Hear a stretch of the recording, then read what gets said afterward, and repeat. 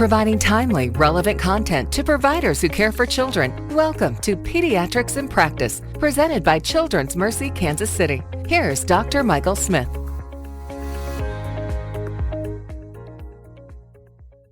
Our topic today is getting in front of type 2 diabetes.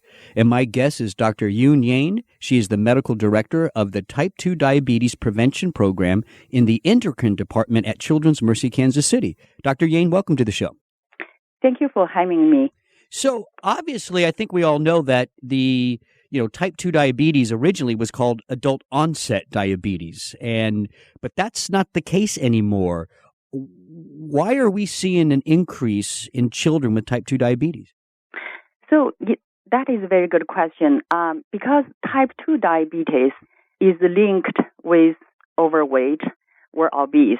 So over the past 2 decades, we see more and more people become overweight or obese. And when the patient have obese, they will become insulin resistant. So this is a fundamental mechanism for the patient to develop type 2 diabetes. Yeah, so basically what we're seeing is some of the same risk factors that we see in the adult population, right? Obesity, bad diet, lack of exercise. We're seeing that in kids more today. And that's why we're seeing the rise in type 2 diabetes.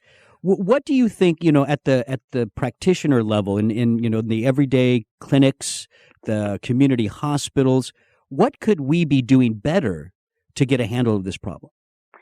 So first of all, for the community and also the public health, we would like to make awareness, the healthy lifestyle is very important to prevent overweight or obese. And also, it is important for the parents to know to bring the patient to the primary provider, pediatrician, for annual check, and so they can, the patient can be found early if they have abnormal weight gain or overweight, obese. So the patient can receive a first-hand of education from the pediatrician regarding the lifestyle modification to prevent, further weight gain, or at least maintain the weight when the patient is still growing. Right. So you're right, Dr. Yang. We got to get handle of this before the diagnosis of type 2 diabetes. When a community physician or nurse practitioner is trying to make those lifestyle modification and encouraging the patient and the family to do that, at what point, though, if they're not making any headway, at what point is it time to come to a clinic that you are running at Children's Mercy? Yeah, so we receive the referral from the local pediatrician. When the pediatrician were screening the risk factors. So if the patient is overweight, and also they have a first or second degree of the relative has type 2 diabetes, or they are, some minority group like American Indian, Black, Latino, so they have a higher risk to develop diabetes if they are overweight. And also if the patient has clinical sign of insulin resistance, such as, high blood pressure, dyslipidemia, and also acanthosis nigricans, which is the darker color around the neck region, or the patient has polycystic ovarian syndrome, or when the patient born with a very low birth weight. So the pediatrician will run some lab, so they check, in general, they will check hemoglobin A1C, which is a marker reflect the average blood sugar over the past 2 to 3 months. And if the hemoglobin A1C is elevated, I would say normal high range is 5.7%. So in that case, they send the patient to us. And also if the patient has elevated triglyceride, which is the marker of the insulin resistance, or the patient has abnormal liver enzyme, which is, the sign of the fatty liver syndrome. Right. So, and also we see the patient if they are very young, younger than 5-year-old. So because they will have some other conditions that might cause the overweight, like genetic conditions. Dr. Yan, I want to talk about two of the blood tests that you just mentioned, and of course, physicians are very familiar with these two blood tests. They check them all the time, and that's hemoglobin A1C and the triglycerides. If you read some of the literature that's out there, let's talk about hemoglobin A1C first. Some of the studies show, normal hemoglobin A1C might be in the 6-7 range, but I think more and more clinicians are finding that to be too high. So you're targeting a much lower hemoglobin A1C, is that correct? Yeah, so the normal hemoglobin A1C we would like to see is 5.7% or lower. Yeah. Okay. And how?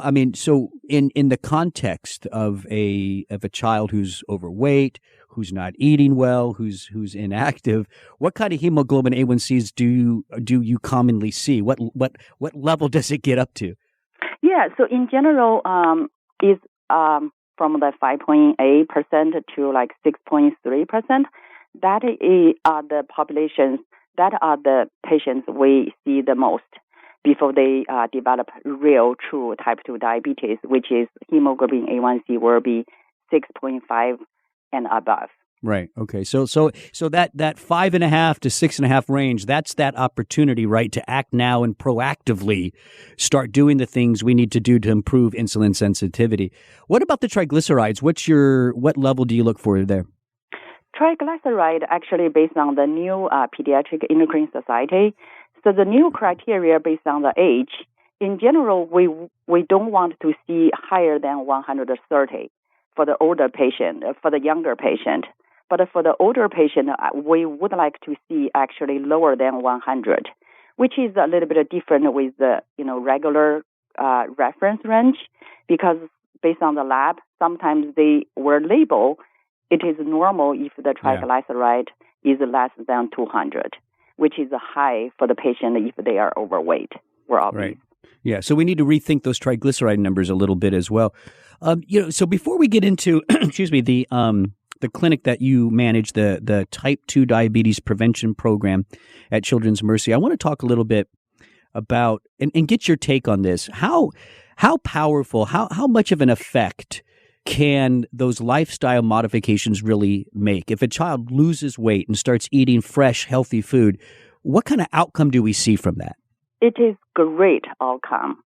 So we see a lot good result after the patient made lifestyle modification, including reduce sugary containing beverage and increase vegetable intake and reduce and control the carbohydrate portion size and increase physical activity level.